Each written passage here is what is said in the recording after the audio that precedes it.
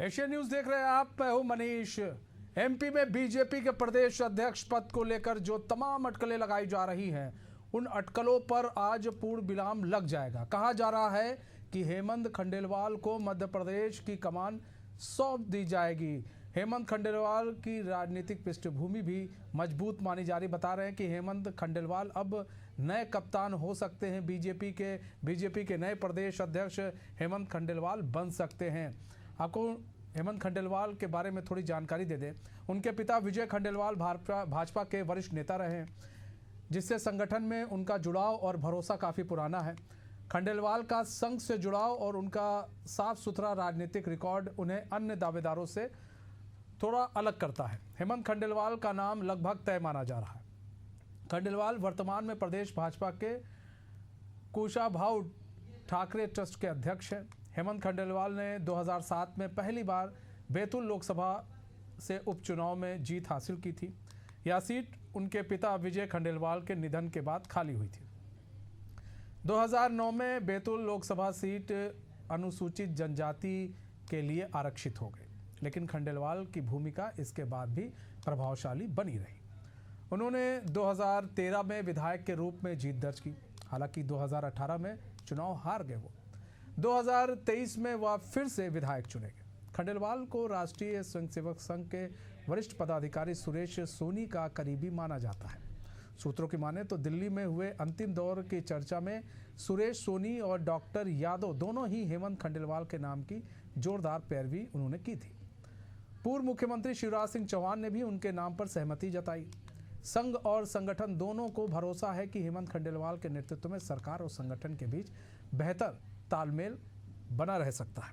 आपको बता दें कि आज ही धर्मेंद्र प्रधान, सिंधिया, शिवराज सिंह चौहान तीनों एक साथ ही भोपाल पहुंचे हुए हैं और वो सीधे बीजेपी कार्यालय पहुंचेंगे। और ऐसे में ये कहा जा रहा है कि खंडेलवाल का नाम फिलहाल तय है और अब वही बीजेपी के नए प्रदेश अध्यक्ष हेमंत खंडेलवाल बन सकते हैं। और देखिए, कई सारी बातें हैं। एक तो साफ सुथरी उनकी छवि है, दूसरा क्षेत्र में उनकी पकड़ अच्छी है, तीसरा पार्टी के अंदर उनकी पकड़ अच्छी है, चौथा जो सबसे महत्वपूर्ण बताया जा रहा है कि आरएसएस के बड़े करीबी हैं। और ये भी कहा जा रहा था, जैसा कि हम आपको बार बार ये बातें बता रहे थे, कि संघ की भूमिका प्रदेश अध्यक्ष का जो ये चुनाव मध्य प्रदेश में हो रहा है, इसमें संघ की भूमिका काफ़ी अहम है और संघ के काफ़ी करीबी हैं। और ये भी कहा जा रहा था कि संघ का ही आदमी, जो संघ भी जिसको पसंद करे, जिसे केंद्र भी पसंद करे, उसी पर मुहर लगेगी।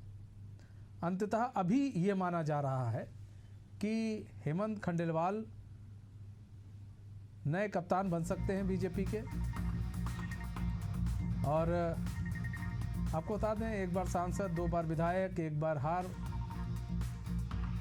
का उनको मुंह देखना पड़ा। तो एक बार लोकसभा में जा चुके हैं, विधानसभा में भी उनकी भूमिका रही है और अब तो अभी भी फिलहाल विधायक हैं। हेमंत खंडेलवाल, कई नाम आ रहे थे सामने, लेकिन हेमंत खंडेलवाल ही क्यों, ये भी एक बड़ी बात है। क्योंकि नवरत्न हो या फिर जो वीडी शर्मा हो, जो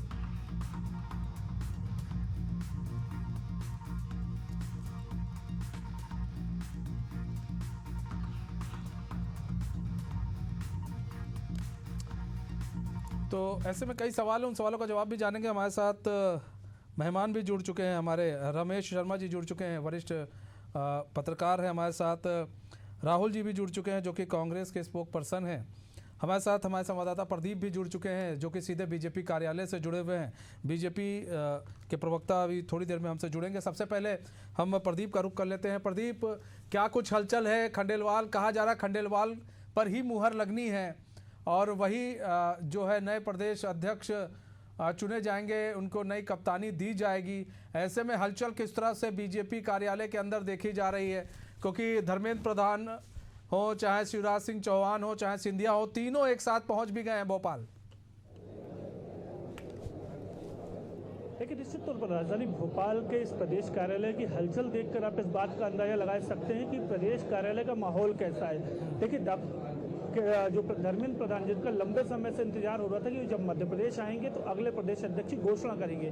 देखिए, फरवरी से अब जुलाई आज से शुरू हुआ है और ये कहा जा रहा था कि बहुत जल्द मिलेगा, नवरात्रि पे मिलेगा, होली पे मिलेगा, तमाम बातें हो रही थी। लेकिन आज इस प्रदेश कार्यालय का जो नज़ारा है वो आप देख कर इस बात का अंदाजा लगा सकते हैं कि अब जब निर्वाचन की प्रक्रिया आज से शुरू हो रही है, यानी अगला प्रदेश अध्यक्ष कौन होगा, उसके नामांकन की यहाँ प्रक्रिया शुरू होगी। इसके बाद अलग अलग जो भी नाम रहेंगे वो सामने रहेंगे। लेकिन देखिए, सबसे बड़ा एक फैक्टर, एक सबसे बड़ा नाम जो निकल कर आया है वो होता है हेमंत खंडेलवाल का। बैतूल से विधायक हैं और पूर्व सांसद भी रहे हैं। और देखिए, उनके व्यक्तित्व की अगर बात की जाए तो हम लगातार देख रहे हैं कि कैसे वो लगातार संगठन को मजबूती में काम कर रहे थे। लोकसभा चुनाव के दौरान क्या जो उनकी भूमिका थी, उन सभी बातों को देखा गया। संघ के बहुत काफी करीबी माने जाते, जो कि सुरेश सोनी जी के साथ उनके काफ़ी व्यक्तिगत संबंध काफ़ी अच्छे रहे हैं। और ये तमाम चीज़ों के साथ साथ देखिए, एक चीज़ और समझनी होगी, जो उनकी दिनचर्या है, जो वो अपने विधायकों, अपने जो कार्यकर्ताओं से डेली मिलते हैं, जनता से सीधे संवाद करते हैं, तो कहीं ना कहीं ये ऐसे गुण हैं जो एक जो प्रदेश अध्यक्ष के लिए होने चाहिए। इन सभी तमाम बातों को लेकर देखिए जरूर अंदाजा लगा सकते हैं कि जब यहाँ पर जो हलचल है वो काफ़ी तेज हुई है। और देखिए, अब तक जो कई नामों की जो पैनल चल रहे थे, चाहे पूर्व गृह मंत्री नरोत्तम मिश्रा की बात कर ली जाए, हेमंत खंडेलवाल की बात हो, या खुद मंत्री कैलाश विजयवर्गीय, ये तीन ऐसे नाम थे जो कहीं ना कहीं काफ़ी दावेदारी जिनकी सबसे मजबूत मानी जाती थी।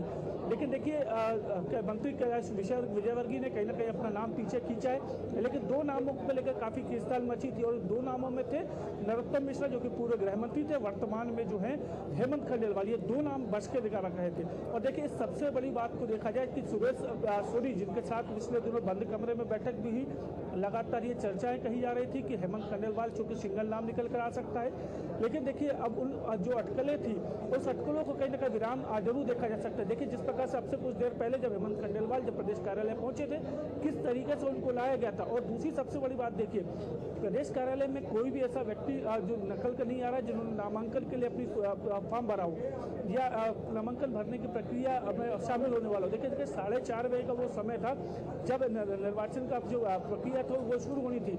लेकिन धर्मेंद्र प्रधान जो उनको पहुंचना था वो अभी तक नहीं आए।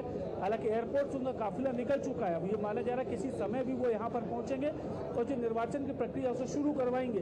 लेकिन जो दावेदारों की हम बात लगातार कर रहे हैं, उसमें सिर्फ एकमात्र दावेदार हेमंत खंडेलवाल, जो कि इस वक्त बीजेपी प्रदेश कार्यालय में मौजूद है। इसके अलावा कोई ऐसा चेहरा निकल कर आप सामने नहीं आ रहा है जो कि अपने आप को इस बात के लिए पुष्टि करता हो कि वो नामांकन प्रक्रिया में शामिल होगा और वो प्रदेश अध्यक्ष के दावेदार के रूप में सामने आएगा। तो यही तमाम बातों को देकर समझा जा सकता है। इसके अलावा देखिए, सबसे बड़ी बात है, संघ के बेहद करीबी और संघ जिसकी पसंद करता है वो कहीं ना कहीं अगले प्रदेश अध्यक्ष के रूप में बात करें या मुख्यमंत्री के चेहरे को लेकर के बात हो, संघ की भूमिका ठीक है, बने रहिए प्रदीप, हमारे साथ बने रहिए। हम गेस्ट का भी रुख कर लेते हैं। हमारे साथ बीजेपी के लीडर भी जुड़ गए हैं, अजय जी जुड़ चुके हैं। अजय जी, स्वागत है आपका एशियन न्यूज़ में। अजय जी, सवाल आप ही से कि खंडेलवाल ही क्यों, और क्योंकि कई ऐसे नाम आ रहे थे सामने, बड़े बड़े नाम आ रहे थे सामने, और जो मौजूदा प्रदेश अध्यक्ष हैं उनका भी नाम आ रहे थे सामने। एक मिनट, हम आपके पास आते हैं। लगता है हमारे संवाददाता किसी से बात करने गए हैं और कोई हलचल तेज हुई है कार्यालय के अंदर।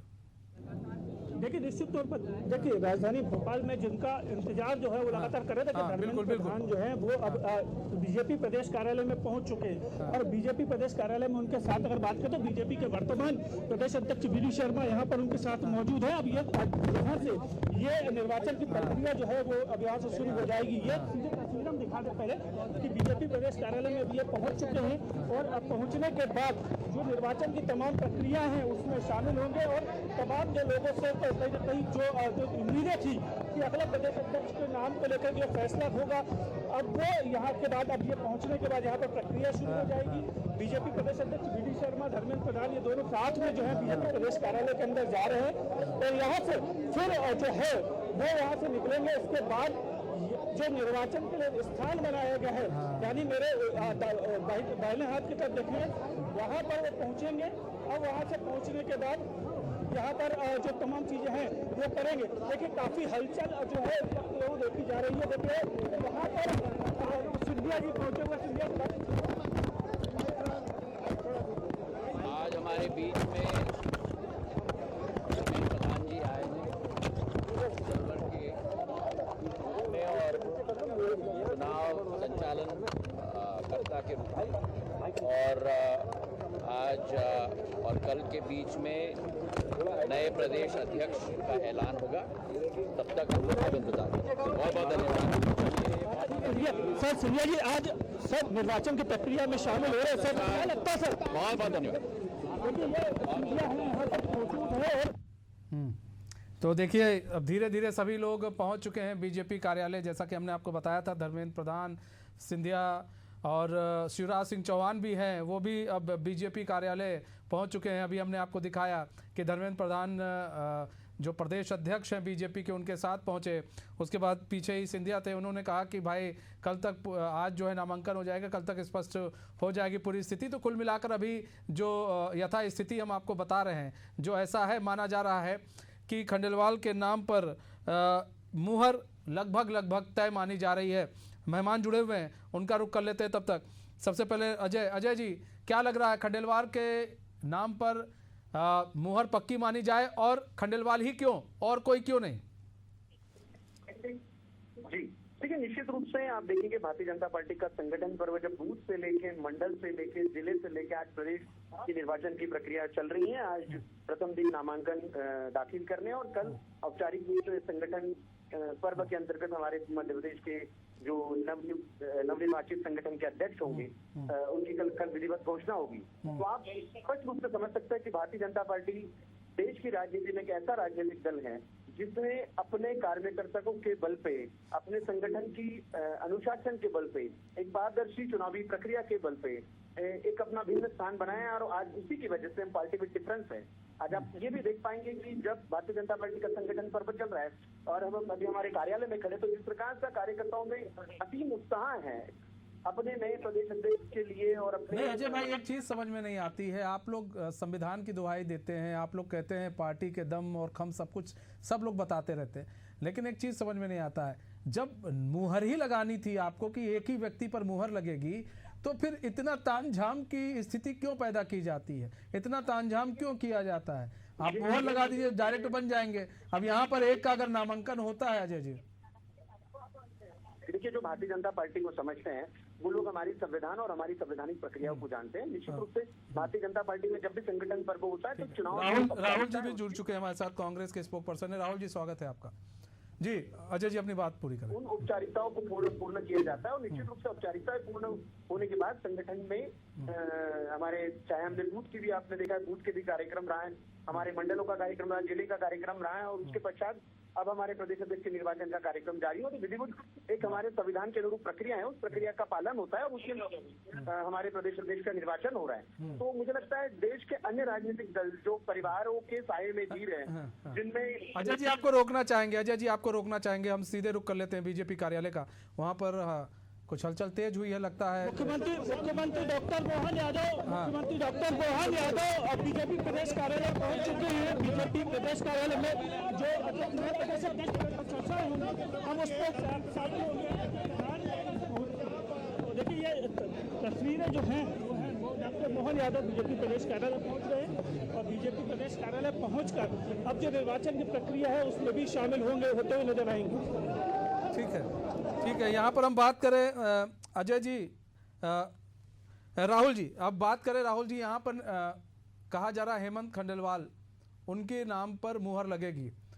अगर आपके हिसाब से देखें, कांग्रेस के लिए कितना दिक्कत और परेशानी हो सकता है, क्योंकि वो एक साफ छवि के नेता हैं, 2 बार विधायक, 1 बार सांसद। किस तरह से देखते हैं, राजनीतिक पृष्ठभूमि उनकी पुरानी है, पिता भी उनके बीजेपी में एक वरिष्ठ नेता के रूप में रहे हैं, तो किस तरह से देखते हैं?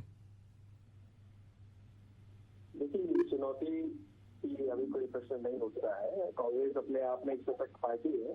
भारतीय जनता पार्टी का अपना इंटरनल मैटर है, वो किसे प्रदेश अध्यक्ष बनाते हैं, किसे नहीं बनाते हैं। बहरहाल अटल बिहारी वाजपेयी जी के जमाने में योग्यता एक पैमाना होती थी, लेकिन आज अगर अफसोस होता है कि भारतीय जनता पार्टी में पर्चियों का दौर जारी है, 24 घंटे का एक करिकुलम आता है कि आज नामांकन और कल प्रदेश अध्यक्ष चुन लेंगे।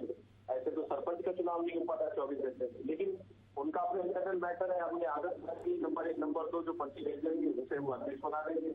मुझे लगता है कि इस प्रकार पर्ची आई और सीएम बने मोहन यादव तो शिवराज सिंह जी, कैलाश विजयवर्गीय, प्रहलाद पटेल जी अयोग्य थे। उसी प्रकार नरोत्तम मिश्रा, आपके उनके जी, कविता पाटीदार जी और अन्य जो नाम चल रहे हैं वो सारे नाम अयोग्य होंगे और खंडेलवाल साहब का नाम आप कह रहे हो तो ज्यादा योग्य होंगे जो उनकी पार्टी का मैटर है। लेकिन मुझे एक ही बात से बड़ा दुख होता है कि भारतीय जनता पार्टी संविधान की, संसद की, अनुशासन की बहुत दुहाई देती है, लेकिन उनकी अपनी पार्टी के संविधान में उनकी आस्था नहीं है। आज फाउंडेशन का खंडेलवाल साहब का जो नाम है वो छुट्टी में नहीं था, जो उनकी मतदाता सूची होती है।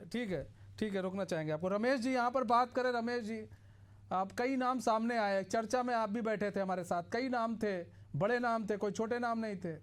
उन लोगों का नाम थोड़ा साइड किया गया, हेमंत खंडेलवाल उनका नाम आगे किया गया, नाम तो उनका भी था, लेकिन जो रेस में आगे चल रहे थे उसमें नरोत्तम मिश्रा है उनका नाम काफ़ी आगे था, और ऐसे में खंडेलवाल का नाम भी आगे था, लेकिन बाजी मार ले गए खंडेलवाल जी। कहा जाए कि संघ की एक बड़ी भूमिका रही है, संघ के काफ़ी करीबी भी है खंडेलवाल जी, तो ऐसे में संघ की काफ़ी बड़ी भूमिका रही है इसमें, और शिवराज सिंह चौहान भी काफ़ी इस चीज़ को लेकर बातचीत कर चुके हैं। सीएम के भी काफ़ी करीबी माने जाते हैं हेमंत, तो क्या लग रहा है इन लोग की भूमिका काफ़ी अहम रही है? देखिए, स्वाभाविक रूप से अगर हेमंत जी का फाइनल होता है, यद्यपि ये पिछले कई दिनों से हेमंत जी का नाम चल रहा था और आज के सारे घटनाक्रम से लगता भी है कि शायद हेमंत जी बाजी मार ले जाएंगे, लेकिन अगर हेमंत जी बाजी मार लेते हैं तो स्वाभाविक रूप से इसमें संगठन की और विशेषकर सुरेश सोनी जी की भूमिका होगी, क्योंकि सुरेश सोनी जी के वो निकट रहे हैं। सुरेश सोनी जी के धर्मेंद्र प्रधान जी से भी अच्छे संपर्क है, मोहन यादव जी से भी अच्छे संपर्क है, और कार्य दायित्व से थोड़ा सा मुक्त होकर के सुरेश सोनी जी ने अपना जो प्रकल्प तैयार किया था वो बैतूल जिले में ही तैयार किया हुआ है, तो इस नाते उनसे निकटता तो है, तो वो हो सकते हैं इस नाते आगे हो सकते हैं। लेकिन फिर भी जैसा कि और किसको अध्यक्ष बनाना है किसको नहीं बनाना, ये स्वाभाविक रूप से पार्टी का अपना निर्णय होता है, ये उनका निर्णय है। लेकिन फिर भी जैसे कि भारतीय जनता पार्टी की रीति नीति कुछ दिनों से रही है, एंड टाइम पर अगर कोई नाम बदल जाए, यद्यपि उसकी अब संभावना 2-4% ही रह गई है, लेकिन अगर फिर भी एंड टाइम पर कोई नाम बदल जाए तो हमको आश्चर्य नहीं होना चाहिए। और क्योंकि हेमंत खंडेलवाल जी के जो पिताश्री थे, जिस तरीके से जो पहले कार्यालय बैतूल में बना था उसमें उनका योगदान था, और जो ठाकरे भवन बना था, पुराना भवन बना था, उसमें भी विजय खंडेलवाल जी का बड़ा योगदान था। तो परिवार की पृष्ठभूमि समझ लीजिए या सुरेश सोनी जी की निकटता समझ लीजिए, तो अगर हेमंत खंडेलवाल जी चुनते हैं तो आश्चर्य तो नहीं है, लेकिन फिर भी हमको 2-3% की संभावना तो बचा करके रखनी चाहिए। जी 2-3 मतलब प्रतिशत हम संभावना बचाएं। अजय जी देखिए, यहाँ पर 2-3 जो % है वो बचे हैं, या फिर हम पूर्ण रूप से मान लें, क्योंकि यहाँ पर खंडेलवाल जी का नाम तो आगे था ही, और ऐसे में बीजेपी कार्यालय भी खंडेलवाल जी ही पहुँचे हैं, और जिनका नाम था वो नहीं पहुँचे बीजेपी कार्यालय, मतलब उनका समर्थन करने भी पहुँच सकते थे, वो भी नहीं पहुँचे अभी तक बीजेपी कार्यालय। तो क्या लग रहा है कि एक नाम है उसी पर मुहर लगेगी, तो अगर इस सब पर मुहर लगनी थी तो फिर इतना ज़्यादा सर तामझाम क्यों, इतना 6 महीने लग गए आपको एक नाम ढूंढते ढूंढते? नहीं, मुझे लगता है मैंने पहले भी आपको कहा कि जो भारतीय जनता पार्टी को जानते हैं वो हमारी रीति नीति को जानते हैं, हमारी संगठन पर्व की प्रक्रियाओं को सर वो ठीक है, रीति नीति को जानते हैं, वो ठीक है, आपकी रीति नीति को हम जान रहे हैं, संविधान भी समझ रहे हैं आपके पार्टी का, लेकिन सर सवाल यह है कि 6 महीना लग गए आपको यहाँ तक आने में, 6 महीने। विभिन्न परिस्थितियों अनुरूप आपने देखा है कि पूरे देश के संगठन पर्व को कुछ कारणवश टाला गया था, और अब जब संगठन पर्व शुरू हुआ तो एक नहीं अनेक राज्यों में प्रदेश अध्यक्षों के निर्वाचन की प्रक्रिया चल रही है। आज ही 3 राज्यों में संगठन पर्व के अंतर्गत प्रदेश अध्यक्ष की निर्वाचन की प्रक्रिया है, कल लगभग 12 राज्यों में ये प्रक्रियाएं पूरी हुई है। तो मूल रूप से भारतीय जनता पार्टी का संगठन पर्व जिसको स्थगित किया गया था वो पुनः प्रक्रियाएं शुरू हुई है। इसी कड़ी में हमारा राष्ट्रीय अध्यक्ष का निर्वाचन का भी कार्यक्रम इसी माह होने जा रहा है। मूल रूप से आज विषय ये है कि भारतीय जनता पार्टी में जब प्रदेश अध्यक्ष का दायित्व देने का विषय आता है, संगठन जब विचार विनिमय करता है तो अपने बेल से ही एक समर्पित कार्यकर्ता को ढूंढता है। हम कोई कांग्रेस नहीं है या अन्य कोई राजनीतिक दल नहीं है जहां किसी परिवार विशेष की कृपा होगी तो किसी परिवार विशेष का व्यक्ति ही संगठन का अध्यक्ष बनेगा। एक समर्पित कार्यकर्ता जो संगठन के प्रति समर्पण भाव से लगा है। एलिगेशन तो लगा रहे हैं कांग्रेस पर, लेकिन आपके यहाँ भी कौन सा चुनाव हो गया ना, कितने लोगों से आपने नाम ले लिया सर। चुनाव तो फिर चुनाव की प्रक्रिया में जाते हैं आप भी तो उसमें नहीं गए ना। भारतीय जनता पार्टी को यदि आप समझेंगे तो हमारे यहाँ समन्वय और संवाद की परंपरा रही है। नहीं सर, हम कार्यकर्ताओं से समन्वय बहुत अच्छे से समझते हैं सर, वरिष्ठ नेताओं के बीट रही है मेरी, बहुत अच्छे से समझते हैं कांग्रेस और बीजेपी को। राहुल जी सर, सवाल यही है कि अब जो करीबी है आपके यहाँ भी, जो करीबी है वही देश अध्यक्ष जो जिसके करीबी ज्यादा रहेगा। अब ऐसे में जो कार्यकर्ता है मेहनत चाहे जितनी कर ले, करीबियों की ही कभी उन्हीं को जगह मिलेगी, जो करीबी होंगे उन्हीं को जगह मिलेगी।